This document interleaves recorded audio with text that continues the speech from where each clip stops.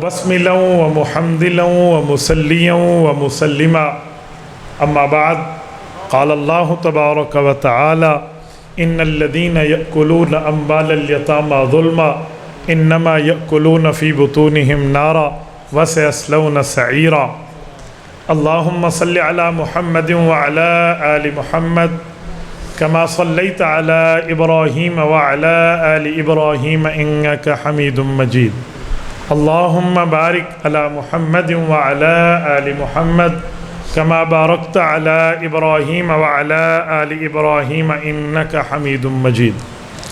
معزز دوستو، آپ حضرات کے یہاں میراث کی اہمیت پر گفتگو کرنے کے لیے میں حاضر ہوا ہوں. حضرت مولانا محمد طیب صاحب کو رب جزائے خیر دے، وہ یہاں ہمارے آنے کا سبب بنے ہیں. میرے دوستو، میراث کے دلائل کیا ہیں اور میراث کی تقسیمات کیا ہیں اور نہ دینے پر کوئی اللہ کے ہاں پوچھ ہوگی تو وہ کیا ہے. آپ توجہ رکھنا، میں ایک جملہ کہنے لگا ہوں. اللہ تعالیٰ نے جو ہمیں جان دی ہے اس کا مالک بھی اللہ ہے. جو اللہ نے ہمیں مال دیا ہے اصل مالک اس کا بھی اللہ ہے. ہماری جان اور ہمارے مال کا اوریجنل مالک رب المال وہ اللہ ہی ہے. ہمیں وقتی طور پہ جان بھی ملی ہے اور مال بھی ملا. یہ بات ذہن سے نکال لیں کہ جان بھی ہماری اور مال بھی ہمارا، ایسا کچھ بھی نہیں. آپ کہیں گے کیسے؟ رب کریم نے آپ کو اور مجھے جو جان دی ہے، اللہ تعالیٰ نے جو ہمیں پیدائش کرائی ہے، حضرت آدم اور اماں حوا کے ذریعے ہم دنیا میں آئے ہیں، تو رب کریم نے اس کی دلیل یوں ہمارے سامنے رکھی. فرمایا یا ایھا الناس اتقوا ربکم. یہ سورت نمبر 4 سورت نساء کی پہلی آیت پڑھ رہا ہوں. فرمایا اے لوگو اپنے رب سے ڈرو، اللہ تعالیٰ سے ڈرو. کیوں؟ وہ اللہ کون ہے؟ الذی خلقکم من نفس واحدہ، جس نے تمہیں ایک ہی جان سے پیدا کیا، حضرت آدم اور اماں حوا علیہ السلام کے ملاپ سے. وَخَلَقَ مِنْهَا زَوْجَهَا وَبَثَّ مِنْهُمَا رِجَالًا كَثِيرًا وَنِسَاءً. آگے اللہ پاک نے جو بات فرمائی ہے وہ ایک تفصیل ہے. مراد یہ ہے کہ پیدا کرنے والا اللہ ہے، اس سے ڈرو کیونکہ وہی خالق اور مالک ہے. یہ نہ سمجھے کہ جان میری ہے میں جو کروں. خودکشی حرام ہے اسی لیے کہ ہماری جان ہم اس کے مالک نہیں ہیں. دیکھو اس کو میں نے بنایا، میں اس کو توڑ دوں تو کیا مسئلہ ہے؟ لیکن جس کو ہم نے نہیں بنایا وہ ہم خود ہیں، وہ ہمیں اللہ نے بنایا. تو ہم نہیں توڑ سکتے اپنے آپ کی، ایک انگلی بھی نہیں کاٹ سکتے. کاٹیں گے اللہ پوچھے گا. تو پتہ چلا جان ہماری نہیں. رہ گیا مال. مال کس کا ہے؟ مال ہمارا ہے یا اللہ تعالیٰ کا ہمیں دیا ہوا؟ یہ قرآن کریم کا پہلے صفحے ہے. یہ سورۃ البقرہ کا پہلا صفحہ ہے، سورت نمبر 2 سورۃ البقرہ. رب کریم فرماتے ہیں وَمِمَّا رَزَقْنَاهُمْ يُنْفِقُونَ. آیت نمبر 3. فرمایا جو مؤمن مال خرچ کرتا ہے اسے مال ہم نے دیا ہے، وہ جو اللہ کے راستے میں خرچ کرتا ہے. پتہ چلا مال بھی اللہ کا دیا ہوا ہے، جان بھی اللہ کا دیا. آپ اور ہم یہ نہیں کہہ سکتے کہ ان پیسوں کا کلی مالک میں ہوں. وقتی میں مالک ہوں، میں اس کو خرچ کر رہا ہوں، میں نے کما کے لے لیا ہے. اب پانی میرا نہیں ہے، پیدا تو اللہ نے کیا، میں نے تو نلکے کے ذریعے نکالا ہے. پانی میرا نہیں ہے، میں نے تو واٹر پمپ کے ذریعے نکالا ہے اللہ کا. پیٹرول میرا نہیں ہے، اللہ نے پیدا کیا ہے. ڈیزل میرا نہیں ہے، اللہ نے پیدا کیا ہے. باقی دھاتیں، باقی کانے، سونا ہے، چاندی، وہ اللہ نے پیدا کیا. میں اس کا متصرف مالک، تصرف کرنے والا ہوں، خالق اور مالک نہیں ہوں. تو جب یہ بات طے ہو گئی کہ چیزیں اللہ کی ہیں، ہم وقتی طور پہ اس پہ چل رہے ہیں، تو پھر وراثت ہمیں بہت اچھی طرح سمجھ آ جائے گی کہ جو ہم مال دنیا میں چھوڑ کے جاتے ہیں وہ صرف ہمارا نہیں ہے کہ میرے بیٹے لیں گے، میری بیٹیاں نہیں لیں گے، یا میری صرف بیٹیاں لیں گے، میرے بیٹے نہیں لیں گے، یا جسے چاہوں دے دوں، ورثاء کو محروم کر دوں. اس پہ ہماری مرضی نہیں چلے گی. آپ 100 باتیں کریں، میں نے کما کے لیا ہے. بابا تو نے کمایا ہے، لیکن تیری جان میں چلتی ہوئی صلاحیت اور طاقت دی ہوئی رب کی ہے. آج اللہ تعالیٰ تمہاری جان سے صلاحیت نکال دے، تم کما کے دکھاؤ. ایک عربی شیخ کو ریاض کے ہسپتال سعودیہ میں لایا گیا. 2 دن اس کو آکسیجن کے اوپر رکھا. وہ جو آکسیجن ہے، گیس کے سلنڈر، اور 2 دن سلنڈروں پر اس کی طبیعت سنبھل گئی، اور اگلے دن انہوں نے 6000 ریال کا بل دیا، تو بزرگ پھوٹ پھوٹ کے رونے لگا۔ تو ہسپتال کے ایم ایس نے کہا کہ میں اپنی جیب سے پیسے دوں گا اگر آپ غریب ہیں۔ اس نے کہا نہیں، میرے تو ماشاءاللہ کئی ملنے چل رہی ہیں، میں غریب نہیں ہوں۔ تو اس نے کہا پھر 6000 پہ رونے کیوں لگ گئے؟ اس نے کہا رونے یوں لگا کہ 2 دن کی مجھے سانس چاہیے تھی، تم نے 6000 ریال چارج کیا ہے، آج میں 80 سال کا ہوں، اللہ مجھے 80 سال سے آکسیجن دے رہا ہے، کوئی پیسہ چارج نہیں کیا۔ صلاحیت رب کی دی ہوئی ہے، یہ اترانا مندہ چھوڑ دے کہ ہم اس کے مالک ہیں۔ بابا ہمارا مال بھی اللہ کا، ہماری جان بھی اللہ کا۔ جب یہ سب کچھ ہے تو پھر اس کی تقسیم بھی اللہ کے قانون کے مطابق ہوگی، عبد الواحد کی مرضی کے مطابق نہیں ہوگی۔ راغم انف الرجل کا یہی معنی ہے۔ ایک صحابی بیٹھے تھے، انہوں نے کہا یا رسول اللہ، اللہ بخش دے گا اگر چاہے گناہ ہو تو؟ فرمایا بخش دے گا۔ کچھ چاہے بخش دے گا؟ جب بخش دے گا۔ تیسری دفعہ نبی پاک علیہ السلام نے پیار سے حضرت ابو ذر کو فرمایا راغم انف ابی ذر، ابو ذر چاہے اپنے ناک مبارک کو تم خاک میں آلودہ کر لو نا، اللہ پھر بھی قادر ہے۔ مراد یہ کہ اللہ کو کسی کی پرواہ نہیں ہے، اللہ پھر بھی قادر و مطلق ہے۔ میرے دوستو، ہم اللہ کے قانون کے مطابق مال کو لگائیں گے، اللہ کے قانون کے مطابق مال کو چھوڑیں گے۔ جو بندہ فوت ہو جاتا ہے اس کی تمام ملکیت اس کی وراثت ہوتی ہے۔ جب تک قرآن کریم میں یہ یوصیکم اللہ فی اولادکم للذکر مثل حظ الانثیین آیت نمبر 11 سورت نمبر 4 سورت النساء، جب تک یہ نہیں اتری تھا تو اس وقت بندہ اپنی وراثت جیسے کیسے تقسیم کرتا، کوئی وصیت کر جاتا، کوئی کیا کر جاتا، لیکن پھر اللہ نے مال کے میت کے لیے احکام اتارے۔ جب یہ حکم آیا پھر تمام امت کو پابند کر دیا گیا کہ آپ نے اس کے مطابق اپنی وراثت تقسیم کرانی ہے۔ اب کوئی یہ نہیں کہہ سکتا کہ بیٹی کا اتنا حصہ کیوں ہے، بیٹے کا اتنا کیوں ہے۔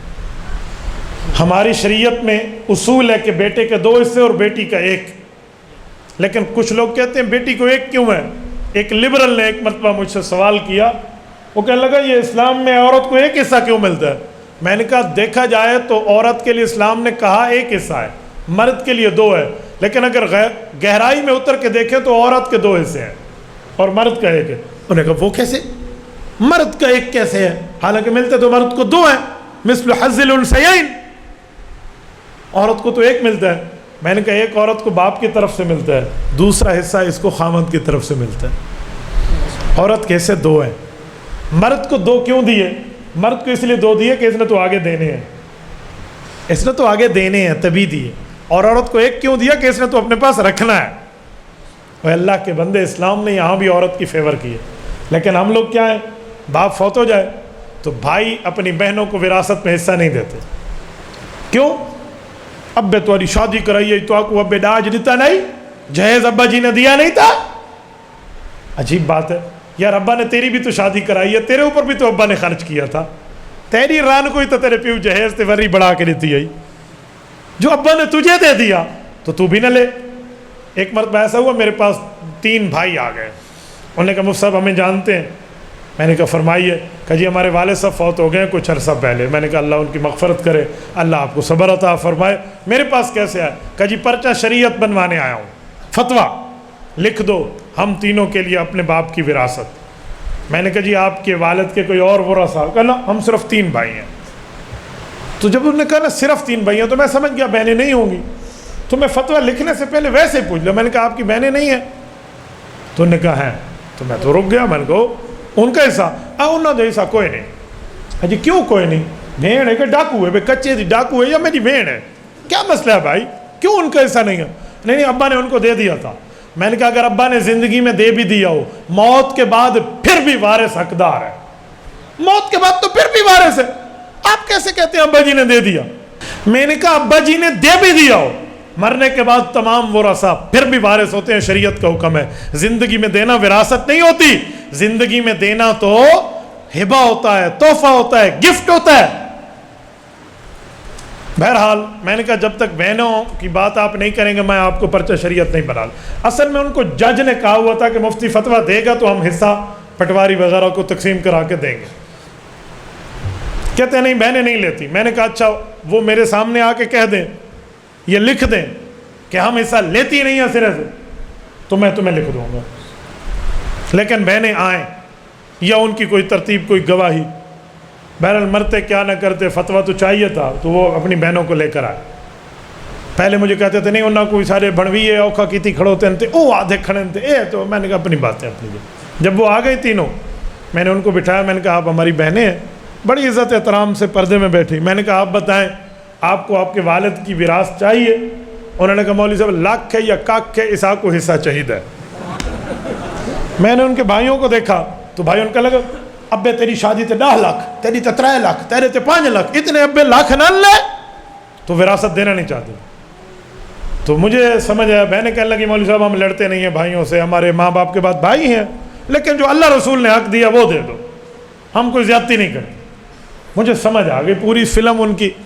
میں نے ان کے بھائیوں کا ابا نے تیری بھی شادی کرائی، تمہارے اوپر خرچہ کیا تھا، تو بہنوں نے کہا اگر اشارے تے 10 لاکھ لگ گئے ابے 20 لاکھ نہ دلایا ہیں، ابے نے تو بہت زیادہ ان پہ لگایا۔ تو میں نے کہا بھائی فیصلہ ہو گیا، ابے نے ان پہ لگایا، ان کا حصہ ختم تمہارے مطابق، اور ابے نے تمہارے اوپر لگایا تو تمہارا وراثت میں حصہ ختم، اے زمین مولویوں کو ڈوچا، مدرسہ بڑے سے نو دیتے۔ تو سارے ہنسنے لگ گئے۔ میں نے کہا خدا کے بندے بہنوں کا حصہ نہ کھاؤ۔ کچھ لوگ ایسے ہیں جو یتیموں کا مال کھا جاتے ہیں۔ اب جو یتیموں کا مال کھاتا ہے وہ بظاہر تو پیسے کھاتا ہے، پیسے لگا کر اس سے پھل فروٹ کھاتا ہے، چیزیں لیتا ہے، گاڑیاں لیتا ہے، بینک بیلنس بناتا ہے، اور قرآن سے پوچھتے ہیں وہ کیا کھاتا ہے؟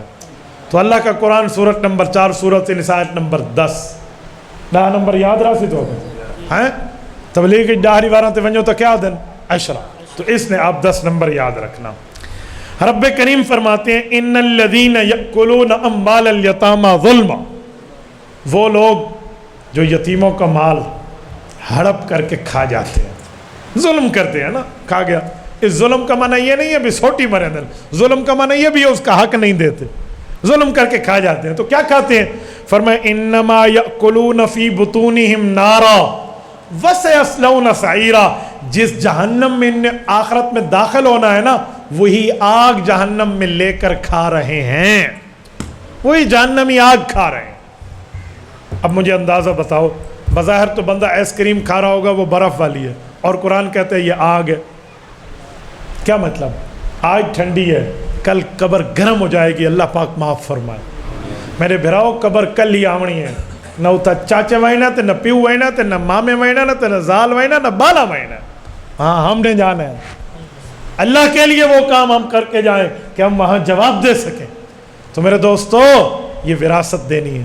پھر رب کریم نے اس کے حصے بتائیں، فرمایا جو بیوی ہے تمہاری اس سے تمہارے بچے ہیں تو پھر تمہاری وراثت سے 8واں حصہ، بچے نہیں ہیں تو پھر تمہاری وراثت سے 4تھا حصہ۔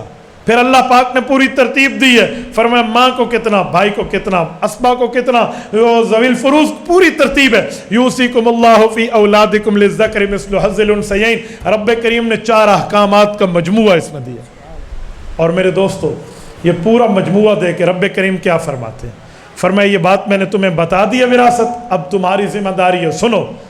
تلک حدود اللہ، فرمایا یہ اللہ تعالیٰ نے تمہارے لیے باؤنڈریز قائم کی ہیں، تمہارے لیے حدود بنائے ہیں، تمہارے لیے سرحدات بنا دی۔ اس سرحد سے اس وقت ہم ملک پاکستان کے شہری ہیں، اللہ ہمارے ملک کو سلامت رکھے، پورے ملک میں گھومو کوئی پرابلم نہیں ہے، ویزا نہ ہو تو آپ ملک کی سرحد سے نکل کے دکھاؤ، ہم نہیں نکل سکتے۔ میں گیا ہوں الحمدللہ، ہمارے فوجی جوان وہاں پہرا دے رہے ہوتے ہیں بارڈرز پر، کئی بارڈر آپ دیکھیں، طور خم کا دیکھ لیں، آپ باب دوستی کوئٹہ سے آگے چمن میں جا کے دیکھ لیں، یا آپ واگا بارڈر لاہور کا دیکھ لیں، یا آپ گنڈا سنگھ بارڈر قصور کا دیکھ لیں، جتنے بارڈرز ہیں میں نے دیکھا ہے وہاں پر جو چل رہا ہوتا ہے وہاں پر لائن لگی ہوئی ہے، اس لائن سے قدم 1 انچ بھی آگے نہیں جاتا، چاہے جتنی پریڈ ہو رہی ہوتی ہے، او پاؤں اٹھا کے نیچے لگ رہا ہوتا ہے، لیکن 1 قدم بھی آگے نہیں جاتے۔ کیوں؟ اگر آپ نے 1 قدم بھی آگے رکھا تو دوسرے ملک میں انٹری ہو جائے گی جو وداؤٹ ویزا انٹری نہیں ہے، نہیں جا سکتے۔ تو میرے دوستو جب ہم اس ویزا کے بغیر یہاں سے باؤنڈری کراس نہیں کر سکتے تو جو سرحد اللہ نے بنائی ہے اس سرحد کو کراس کر کے بہنوں کی وراثت کیوں کھاتے ہیں؟ تلک حدود اللہ، یہ اللہ تعالیٰ کی باؤنڈریز ہیں۔ اور دوسری جگہ آپ نے فرمایا وَمَن يَتَعَدَّ حُدُودَ اللَّهِ فَقَدْ ظَلَمَ نَفْسَهُ، جو اللہ کی باؤنڈریز، اللہ کی سرحدات، اللہ کے قائم کردہ حدود کو کراس کر کے آگے جائے گا وہ ظالم ہوگا۔ اور مجھے بتائیں، ہم آج بھی دعائیں مانگتے ہیں، اللہ نہ ظالم کر نہ ظالم کے حوالے کر، ہم مانگتے ہیں اے رب ہمیں نہ ظالم بنا نہ ظالم کے حوالے فرما۔ تو میرے دوستوں، ہم کیوں وراثت کے معاملے میں یہ شین سین ہو جاتے ہیں؟ وجہ کیا ہے بھائی؟ ہمیں اس پر حیا کرنا چاہیے۔ اور سنیں، آج بہنوں کا حق بھائی کھا جاتا ہے تو کل اس کی بیٹیاں بھی تو ہیں نا۔ کس منہ سے اپنی بیٹی کا حق کے معاملات کی بات کرو گے؟ یا بھائیوں کے حق کھا جاتے ہیں، یا پڑوسیوں کی ساتھ کھا، یا اپنے رشتہ داروں کی زمینیں کھاتے ہیں۔ اچھا آؤ ذرا نبوت کے دربار پہ چلتے ہیں، رسول اللہ صلی اللہ علیہ وسلم سے پوچھتے ہیں یا رسول اللہ ارشاد فرمائیے، جو بندہ کسی کی زمین کھائے کتنے حصے کھائے گا کہ اس کو اللہ کا عذاب آئے گا؟ نبی پاک نے حصے بتائے ہیں پیمائش کر کے۔ حضرت ابو ہریرہ کی روایت صحیح بخاری میں رضی اللہ عنہ ارشاد فرماتے ہیں، میرے پاک نبی نے فرمایا من اخذ شبرا من الارض بغیر حق یطوق اللہ یوم القیامت 7 اراضین، فرمایا جو شخص کسی کی ایک بالشت زمین، جیکو سرے کی چاہتے ہیں ایک گٹھ، ایک بالشت زمین بھی ظلمن ہتھیا لے گا، 7 زمینوں کو توق بنا کے کل قیامت میں اللہ اس کے گلے میں ڈالے گا۔ یہ واٹر کولر ہے نا، یہ میز ہے، اس کو اٹھا کے کوئی گردن پہ رکھے، ہم رکھ لیں گے؟ یار ہٹا، میری تو اچھی بھنیندی ہے، میری تو گردن ٹوٹتی ہے۔ بھئی ایک واٹر کولر اور ایک میز میں نہیں اٹھا سکتا، جب 7 زمینوں کا توق بنا ہوا میرے گلے میں آئے گا تو کیا ہوگا؟ مجھے بتائیں۔ ہم اللہ کے حقوق کھا جاتے ہیں، ہمیں کوئی پرواہ نہیں۔ اچھا پھر کتنے پہ آئے گا؟ شبرم من الارض، شبر بالشت ہے، یہ بالشت کو ذرا فٹے پہ رکھے نا، یہ فٹ پہ، اور پیمائش کریں کتنی ہے، 9 انچ بنتے ہیں۔ یہ 1 فٹ بھی نہیں ہے بالشت، 1 فٹ اس سے بڑھ کے ہے، بالشت اس سے چھوٹی ہے، 9 انچ بنتے ہیں۔ مراد ہے کہ کسی نے 9 انچ جتنی زمین، یار بننا ہی 15 انچ دا ہوندہ ہے، یعنی بننے تو بھی گھٹ کہیں دی زمین کھا دی تے اے قیامت علی اور مکالا مال کھڑو سے۔ تو ہم اس پہ اندازہ لگا لیں کہ ہم کہاں بیٹھے ہیں، ہم کہاں پہنچ گئے ہیں، کس نہج پر ہم پہنچ گئے ہیں میرے بھائیو۔ میں کہاں تک درد دل بیان کروں؟ آج ہم اس نہج پر پہنچے ہیں کہ بہن حق مانگ لے تو بھائی مرجی ختم کر دیتا ہے۔ تمہیں نہیں پتا بہنیں کون ہوتی ہیں، بہنوں کی عزت کیا ہے۔ میں نے یقین مانے بہنوں کو دیکھا ہے کہ وہ اپنی روٹیاں اٹھا کے بھائیوں کو دے دیتی ہیں۔ بہن میں تو ماں کا روپ نظر آتا ہے یار۔ آج کل اکثر بہنیں اس وجہ سے حقوق نہیں لیتی کہ ہم لیں گی بھائی سے ہمارا ختم ہو جائے گا، نہ میرے بھتیجے ہوں گے نہ میری بھتیجیاں ہوں گی، نہ برا دے گھر آ وانجو سی، پورے معاشرے میں کو دھرے کرنے وڑے تو اپنے بھرا کو حق گدائی بکھی مردیاں میں۔ اللہ کے بندو تمہیں تو شاباش دینی چاہیے کہ میری بہن تو نے بہت اچھا کیا، یہ لے لیا تاکہ کل قیامت میں میری قبر چھڑوا دی ہے تم نے۔ آج ایسی کمرے میں ٹھنڈے بیٹھے ہیں، اللہ نہ کرے جب کل قبر گرم ہو جائے گی تو وہاں صورتحال کیا ہوگی۔ آؤ میں قیامت کا ایک منظر آپ کو قرآن کریم کے لفظوں سے آپ کی خدمت میں رکھتا ہوں کہ ہم جو ادھر باتیں کرتے ہیں کیا آخرت میں ان گناہوں کو برداشت کر جائیں گے؟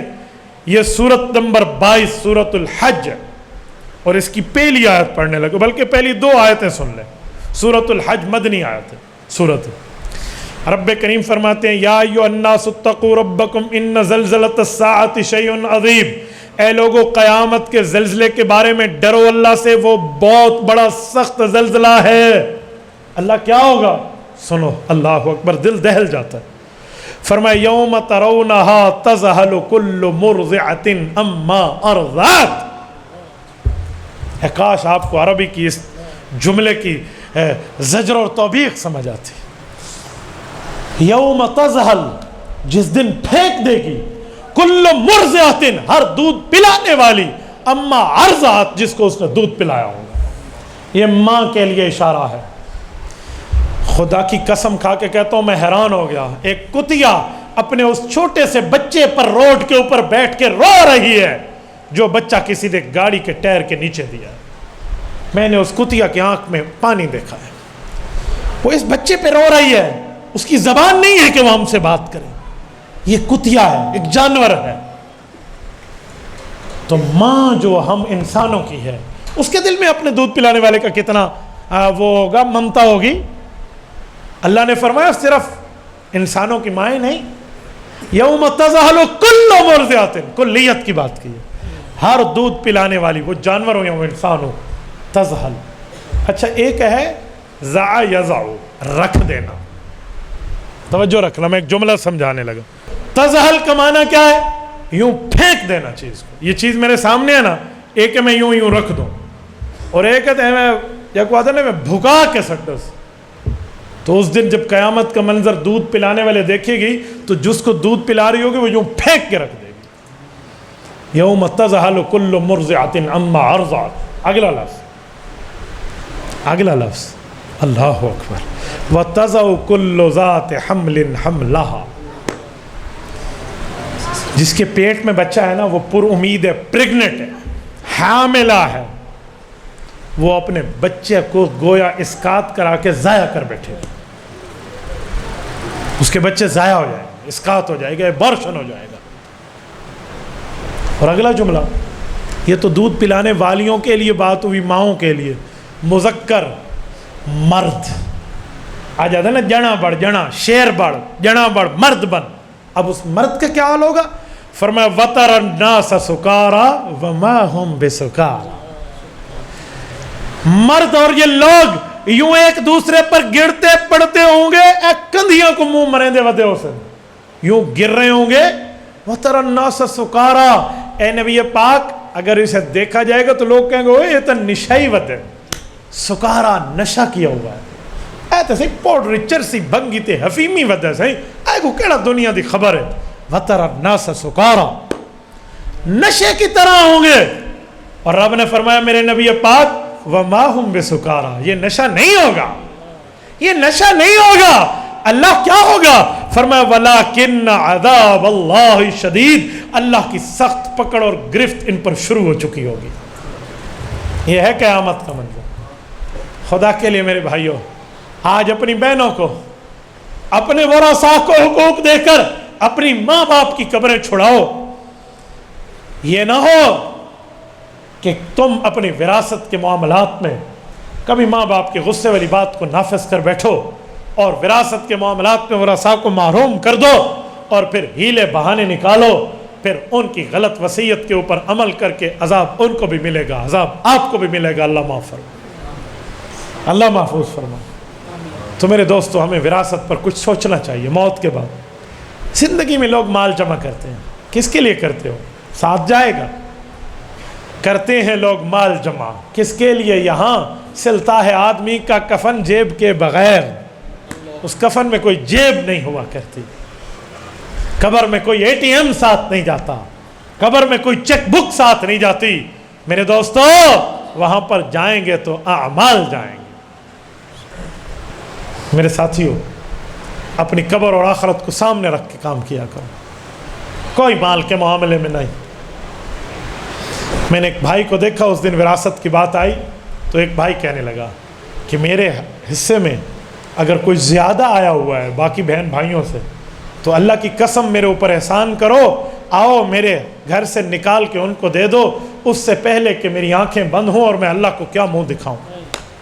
سلام ہے یار ایسی بندوں کو، سلام ہے، خدا کی قسم تم نے کیا کام کر دیا میرے بھائی، اللہ اکبر۔ سلام ہے ایسی ذہنیت کو کہ یار دنیا میں حق حساب برابر کر لو، آخرت میں اللہ کو کیا جواب دیں گے، آخرت میں اللہ کو کیا جواب دیں گے، بڑی بات ہوتی۔ تو بھائی آخرت کو سامنے رکھو، قبر کو سامنے رکھو۔ ایک شخص نے، اللہ والا تھا، اس نے دوسرے اللہ والے سے ایک سوال کیا کہ بھائی آپ موت کو کتنا قریب جانتے ہو؟ تو وہ جو چھوٹے درجے کا اللہ والا تھا، ولی اللہ تھا، اس شخص نے کہا میں اتنا قریب جانتا ہوں کہ ابھی ظہر پڑھی ہے، پتہ نہیں اثر پڑیں گے کہ نہیں پڑیں گے۔ تو بڑے اس کے استاد ولی اللہ نے کہا میرے بھائی تیری سوچ بھی ٹھیک ہے لیکن بہت لمبی سوچ سوچی ہے تو نے۔ انہوں نے کہا وہ کیوں؟ انہوں نے کہا میں تو موت کو اتنے قریب جانتا ہوں، نماز میں ایک طرف سلام پھیرا ہے، پتہ نہیں دوسری طرف پھیریں گے یا نہیں۔ میرے دوستو، یہ ابھی کل کی بات ہے، ہمارے حضرت خواجہ خواجگان ख्वाजा खान मोहम्मद नव्वरल्लाहु मरकदहू के चौथे साहबजादे हज़रत ख्वाजा सईद अहमद खान का सिराजिया कुंदियाँ वाले बिल्कुल सेहतमंद थे, सलामत थे। ट्रैवल एजेंसी पर सुबह अपनी जगह तशरीफ़ ले गए, वो जो उनकी टिकटिंग का हिसाब होता है वहाँ पर, उससे निकल के एक हाजी साहब को मुबारक देने घर गए। वो कहने लगे हमारे पास आए, जैसे ही पहुँचे उस वक्त हज़रत ने फरमाया यार यहाँ दर्द हो रहा है, दर्द हो रहा है। वहीं बैठे बैठे लेट गए, कलमा पड़ा, जान जाने आफरी के हवाले कर दो। ये है मौत, ये है मौत, इतना जल्दी। वल मौत अदना मिन शिराक नालिही, फरमाया मौत तो हमारे जूती के तस्मे के ज़्यादा करीब है। यहाँ मैं फ़ैसले कर रहा होता हूँ और मेरा बाज़ार में कफन आ चुका होता है, थान से कट के आ चुका होता है, और हम यहाँ बैठ के फ़ैसले कर रहे हैं जी मैं जींदा रिहा ताई में करे हाँ भाइयों, हमारी जान का मालिक भी अल्लाह, हमारे माल का मालिक भी अल्लाह, हम इसके मालिक नहीं हैं। उस वक्त तक कदम अपनी जगह से नहीं हिलेंगे जब तक अल्लाह को जवाब न दिया कहाँ से कमाया था, कहाँ पे लगाया था खुदा के लिए। कल क़यामत को मंजर सामने रखो। सूरत नंबर 36 सूरत यासीन आखिरी रकू से पहले की आयत उठाओ। अल-यौम नख्तिमु अला अफ़वाहिहिम व तुकल्लिमुना अयदीहिम व तशहदु अर्जुलुहुम, फरमाया क़यामत में ज़बान बंद होगी। व तुकल्लिमुना अयदीहिम, जुल्म करोगे तो हाथ बोलेगा। व तशहदु अर्जुलुहुम, गुनाह करोगे तो पाँव बोलेगा। क्या कहेगा? बिमा कानू यक्सिबून, अल्लाह ये क्या करते थे। ये हाथ और पाँव पूरी फिल्म चला के रब के सामने रख देंगे। ये आज़ा नहीं है सिर्फ, ये अल्लाह की तरफ से सीसीटीवी फुटेज है हमारे ऊपर। ये इस कैमराज में सब कुछ रिकॉर्ड हो रहा है। आज कैमरे की आंख से डरने वालों, अल्लाह की नज़र में खड़े होने का मकाम बना लो और ये अल्लाह पाक से तय कर लो कि ए अल्लाह एक तू नहीं मेरा तो कोई शय नहीं मेरी, ए अल्लाह एक तू नहीं मेरा तो कोई शय नहीं मेरी, जो तू मेरा तो सब मेरा, ज़मीन मेरी फलक मेरा। अक़ूलु क़ौली हाज़ा व अस्तग़फ़िरुल्लाह व आख़िरु दअवाना अनिल हम्दुलिल्लाहि रब्बिल आलमीन। और ये सवाल है, पहला सवाल है लोग मौलाना फ़ज़लुर रहमान को बुरा कहते हैं तो क्या कहें।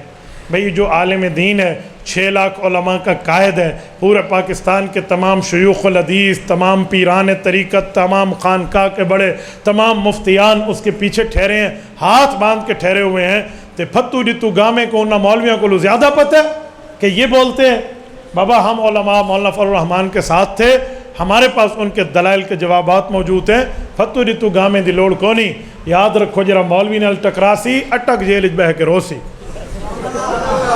कादियानियों के बारे में बताएं, बेईमान ग्रुप पे भी अकेले इनके बारे में बताएं, जो आदमी शैतान और मुनाफकत का काम करे इसके बारे में बताएं। वो हाफिज़ भी हो, बेटा हो सकता है वो शैतानी का काम न कर रहा हो, तुम्हें लग रहा हो। अगर ऐसी कोई बात है तो उलमा के पास ले आओ। आपके पास उलमा बैठे हैं, मौलाना अब्बास साहब बैठे हैं, हज़रत मौलाना खालिद महमूद साहब हमारे माले, इसी तरह मुफ्ती खालिद महमूद साहब, मौलाना जमाल अब्दुल नासिर साहब, मौलाना तैयब साहब, मौलाना सिद्दीक़ साहब, आपके इलाके के सब उलमा बैठे हैं। इनके पास आएँ, लाएँ, ये आपको समझाएंगे कि वाकई शैतानियत और मुनाफकत वाला काम है या नहीं है, ये जिसे बंदा खुद समझता है। जज़ाकल्लाह।